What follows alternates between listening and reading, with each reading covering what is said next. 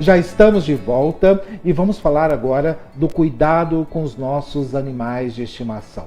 Nosso quadro Espaço Pet com a médica veterinária doutora Luciana Fonseca. Nós vamos saber agora como proceder em casos emergenciais. Quando o nosso animalzinho, por exemplo, sofre um possível envenenamento. Como proceder? De uma forma rápida e segura para o nosso animal de estimação, para o nosso cachorrinho ou para o nosso gatinho. Vamos agora conversar com a doutora Luciana Fonseca. Aliás, toda vez que a gente fala de animal de estimação, isso em qualquer lugar do estado de Goiás. Já associamos ao seu nome. Tudo bem, doutora? Tudo ótimo, Seja bem-vinda ao programa Mega Profissionais. Um assunto realmente que a gente precisa entender melhor e que poucas vezes nós conversamos sobre aqui. Eu acho que nunca falamos sobre isso. E ajuda a salvar vidas. Realmente a gente vê que quando não se toma determinadas iniciativas, eles chegam piores pra gente ou chegam já em óbito. É natural que o animal caia do colo. Sim. Que o animal vai pular e pule de mau jeito. Pula do segundo andar. É natural que isso aconteça, né? Sim. E isso acontece, aliás, até com maior frequência do que a gente imagina. Sim. Né? Essa questão de pular do prédio, isso... tem uma síndrome, chama síndrome do gato paraquedista. O gato, ele pode, no momento de susto ou... resolver se jogar, por isso que a gente pede para ter tela de proteção. Eles podem cair do segundo andar. Até andares maiores. E é comprovado que quanto maior o andar, claro, não vamos falar em 13 andares, mas assim, 4 andares, 5 andares, às vezes a lesão que faz é menor do que se ele cai do segundo andar ou do primeiro andar. Porque dá tempo dele se virar e cair de uma forma em que ele faz um amortecimento. Todo mundo fala que o gato, quando cai, ele já cai em pé. Isso. Por isso que caindo um pouco mais alto ele consegue fazer esse movimento. E o rabo ele faz como se fosse uma hélice para frear. Eles quebram, eles fraturam normalmente membros e mandíbula, porque ele bate com a boca no chão. Mas quando eles caem do primeiro andar, normalmente eles caem de cabeça. Então dificilmente a gente consegue, ou lesiona a coluna, cai de costas, então dificilmente a gente consegue fazer muita coisa. Ele pula isso? Ele tem esse instinto de pular? Pode acontecer de pular, pode. Vendo algum bichinho, alguma coisa passando, ele poderia pular. Por isso que às vezes eles pulam pro ar-condicionado que fica ao lado de fora, e na hora que pula ele poderia cair. Num caso de queda, a primeira coisa, eu sempre oriento a qualquer um dos acidentes que nós vamos falar agora, sempre olhar a gengiva e a língua do animal e olhar as vias respiratórias, tá? Sim. Conseguiu ver se a gengiva é acima do dente, se tá esbranquiçado, pálido, às vezes fica cor branca. Quanto mais branco estiver, sinais de hemorragia, tá? Nossa. Quando tá mais rosa, avermelhado, às vezes é igual a gente toma um susto, né? Você toma um susto, só fica pálido. Isso pode acontecer com o animal, mas em determinado momento tem que começar a voltar a cor. A cor não está voltando, ou está ficando cada vez mais amarelada ou pálida, é sinal de hemorragia em algum lugar. Então o ideal é estabilizar, segurar, por exemplo, fraturas, em caso de fraturas, né? Enrola num paninho para ter o menos movimento possível e leva para uma clínica veterinária no caso da queda. Agora eu tenho que te relatar 2 experiências. Uma delas foi que eu estava dirigindo de carro, tinha acabado de sair de uma clínica veterinária, isso já deve ter alguns anos, uns 2 ou 3 anos, alguma coisa assim. Eu saí da clínica veterinária aqui em Goiânia, nós estamos transmitindo diretamente de Goiânia, e ali numa das praças de grande movimento aqui em Goiás, na Praça Nova Suíça, eu fui fazer o contorno e eu vi vários carros, tinha um congestionamento. Eu falei, gente, não entendi porque esse congestionamento aqui, eu falei, algum acidente, né? Quando eu observei lá, tinha um cachorro deitado e tinha um outro cachorro preto também, os dois eram pretos. E um pulando do lado dele, e como se pedindo socorro para auxiliar ele. Né? E realmente esse fato é verídico, né? E todo mundo falando, nossa, coitado, ele está pedindo socorro pro companheiro dele, que foi atropelado. Ele caiu e foi atropelado. Eu falei, gente, mas ninguém parou para ajudar esse cachorro? Ninguém parou para acolher esse cachorro? Eu parei no meio da via, abri a porta para sinalizar que eu estava com o carro parado e peguei aquele cachorro para levar para a clínica. Quando eu tirei, ela estava deitada. Quando eu peguei ela no colo e coloquei dentro do carro, peguei até um blazer que eu estava e amarrei ele e coloquei ela dentro do carro.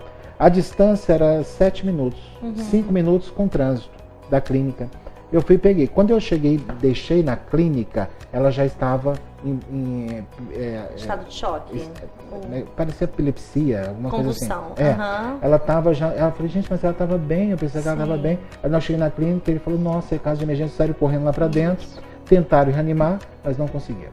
Ela me deu a explicação seguinte: olha, ela lesionou vários órgãos internos e você, ao remover, você pode ter mexido em alguma coisa. Sim, o que acontece? Com o ser humano, a gente tem bombeiro, né? Nós temos algumas ambulâncias que vão nos resgatar. Então, nesse sentido, por isso que com pessoas você fala, não mexa, espera, deixa imóvel. Infelizmente, nossos pacientes a gente não pode esperar, porque a gente não tem ninguém que vai recolher eles, né? Se não for quem está vendo ali, se não for a pessoa que for recolher, ele vai ficar ali, outro carro vai passar por cima. Então, eu não considero errado o que você fez. O que a gente pede? Manter a coluna o mais reto possível, ver as vias aéreas para ver se tem obstrução por fratura, às vezes sangue, alguma coisa. Então, claro, é um animal que você não conhecia. Também é um risco, a gente tem que lembrar que tem que tomar cuidado, porque às vezes você pode tomar uma mordida na hora da dor, né? Mas se for um animal seu, por exemplo, você fica mais tranquilo, abre a boca, bota a língua para fora, porque às vezes eles não conseguem respirar porque a língua, né, ela é tracionada para dentro e eles não conseguem respirar. E aí morre por hipóxia, por baixa oxigenação. Estabilizou, corre, tá? Claro, às vezes a gente tem suspeitas de hemorragia abdominal. O ideal seria passar uma faixinha na barriga, se você tiver uma faixa em casa. Passa uma faixa correndo na barriga, pode passar até assim um pouco do tórax e corre para o veterinário, tá? Porque eu consigo tentar estancar um sangramento interno. Ele vai sangrar, mas ele vai tentar sangrar numa velocidade menor, para dar tempo de você chegar na clínica, tá? E tentar manter ele mais imóvel possível. A cabeça, sempre cuidado com a cabeça, porque às vezes pode bater em algum lugar, né? E se tiver em convulsão, espera a convulsão passar. Não ficar, porque às vezes tem gente que tenta puxar a língua na hora da convulsão e você pode acabar perdendo o dedo porque toma uma mordida, tá? Mas, infelizmente, a gente tem que sair correndo. Eu fiquei tão chateado com essa história. Eu falei, gente, mas eu tentei ajudar. Né? E uma coisa que eu acho interessante, eu não sei, acho que é cultural, né? E acontece demais. As pessoas têm mania de jogar água ou dar banho no cachorro antes de levar. Não façam isso. Às vezes a pessoa fala, eu tentei reanimar ele e joguei água. Isso não existe, tá? Porque a temperatura já tá baixa, você vai molhar o animal, vai abaixar mais ainda e ele pode morrer de hipotermia. Em caso então, de suspeita aquece. de envenenamento, como é que nós procedemos? Então, quando é algum veneno, por exemplo, produtos químicos, a gente evita que faça vômito, porque ele vai entrar queimando e na hora que ele for sair, ele vai sair queimando, tá? Então, se tiver suspeita de alguma... Não é bom dar nada, não é bom forçar o vômito. Venenos, por exemplo, veneno de rato. Tentar provocar, se foi agora, tentar provocar o vômito. Como que a gente provoca o vômito? Clara de ovo. Pega a clara de ovo, joga na garganta do cachorro, né? Cuidado, ou tenta misturar ele, puxa numa seringa ou numa colher e vai dando para o animal tomar. O estômago não aguenta muito e ele tenta colocar para fora, tá? Seria o melhor pra gente poder fazer. E é bom sempre ter em casa carvão ativado. O carvão ativado você compra na farmácia. Farmácia normal. Na verdade, ele tem né? comprimido, tem líquido. Você compra o comprimido e dá vários comprimidos, assim. Não tem muito. O carvão ativado ele não tem absorção nenhuma. Então, por exemplo, para um labrador, você pode dar uns 5 comprimidos sem problema algum, tá? Por quê? Porque o carvão vai tentar inativar o veneno. Lembrando, gente, que cada veneno é um veneno. Então, não adianta achar que só o carvão ativado vai salvar o animal, porque não salva. A gente ganha tempo para você poder levar numa clínica veterinária. Certo. Uma coisa que tem acontecido muito é ataque de bichos peçonhentos, cobra, aranha, né? Infelizmente, com alguns tipos de aranha, a gente tem perdido paciente, porque não tem um antídoto, às vezes é cedido para humano, mas não é cedido para veterinário, tá? Que coisa. Aranha armadeira, por exemplo, é um grande problema que a gente tem, infelizmente o bichinho vem a óbito. Mas no caso de picadas de cobra, como é feito com o ser humano, tentar descobrir aonde que é a mordedura e tentar fazer um torniquete.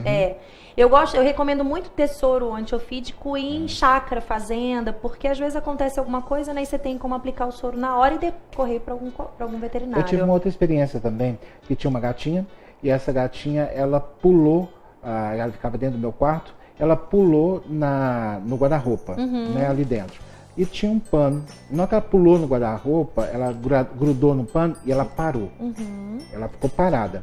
Eu falei, claro, eu chamei, ela ficou parada. Na hora que eu peguei ela começou a ficar roxa. Eu falei, ela tá morrendo. Ela tá morrendo. Aí ela morreu. Ela tava roxa, morreu.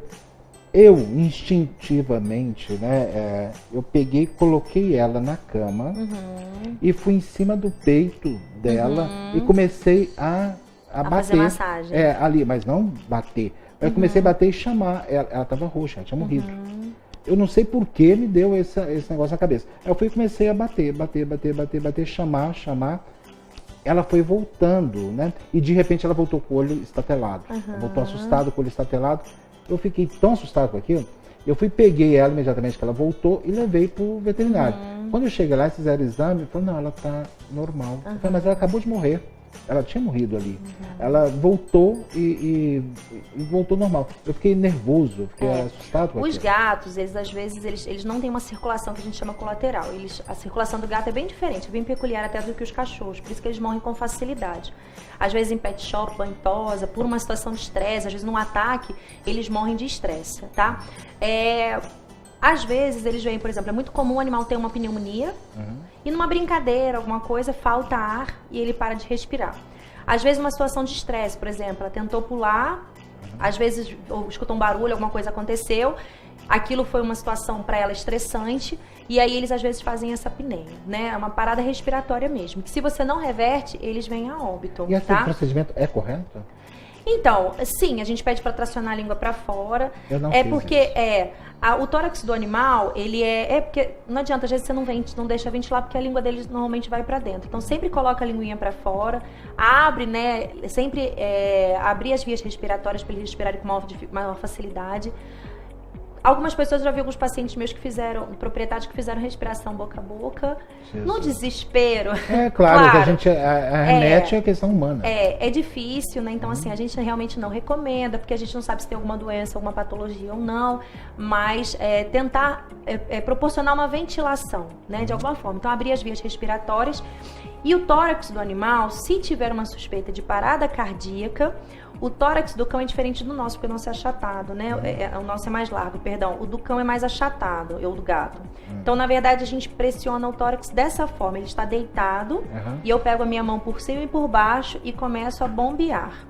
Porque às vezes, quando eu faço só esse movimento, eu só estou proporcionando uma movimentação em um ventrículo ao lado do coração. No caso meu, eu coloquei ela na cama e ao fazer isso, a cama faz esse movimento. O ideal é fazer esse movimento. Então, é abraçar o tórax e tracionar. Sim. E aí, com uma certa pressão, a gente mantém uma certa pressão. Sim. E uma coisa também interessante, que é o mesmo que a gente faz quando o filhotinho nasce, é massagear o tórax. Porque é o estímulo surfactante que libera, né, ele estimula a respiração. Então a gente tenta fazer isso também. Ok. Tá? E lembrando que nada dispensa, lógico, o atendimento e levar imediatamente ao médico veterinário. Com certeza. Muito obrigado, doutora, agradeço. sempre pela Obrigada. participação aqui no programa Mega Profissionais. Eu volto já, depois do nosso intervalo.